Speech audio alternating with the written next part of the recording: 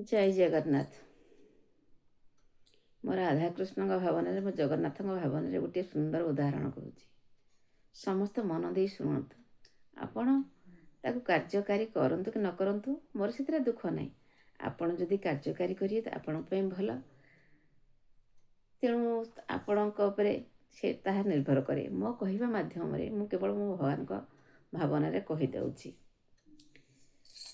समस्त जीवन में सुख थाए दुख थाए। तेणु समस्तकर सहिबा शक्ति भी न थाए।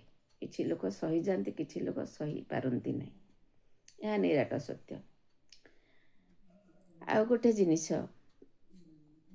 जे सही जाउछंती ना तांको जीवन में दुख ही सुख भलिया लागिवो।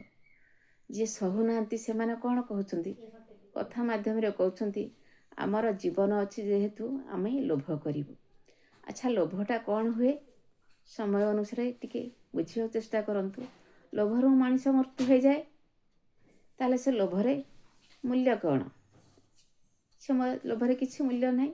तेणु जेतिकी आमर दरकार आवश्यक आपण सेतिकिरे लोभ करंतु, अधिका को लोभ करंतु नहीं। बारंबार आपण को बुझाउची।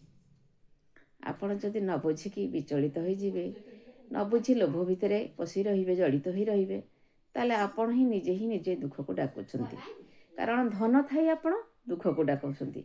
जार तो धन नहीं ता जीवन में दुख ही सुख लगी थाए। जार धन अच्छी ता जीवन रे से जेते धन थाउ भी से दुख रे थाए। देखा गले समस्त जीवन में दुख अच्छी। सजीव निर्जीव दुईटी पदार्थ आमे होचु। आमे जीवंत ना, आमे कथा कही पारुचु। काठ पत्थर को हाणिले बाड़े, गछटा को हाणिले ताकू कष्ट लगुथिबो, पत्थरटा को हाणिले कष्ट लगुथिबो, से कही पारंती नहीं। तेणु भगवान तांको सेही लीला रे दुनिया को जगत को पठाइछंती। तेणु तांको कष्टटा भी भाबिबा को गले तांको कष्ट भी तांको फूल भली लगुथिबो, कोमल भी लगुथिबो।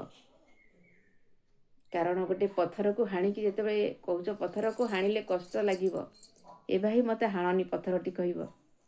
से पत्थर जेते सुंदर मूर्ति हो जाउ नांती, किते लोक तांको पूजा करूछंती। से मनीष ठारू पत्थर मूल्य अनेक महत्व।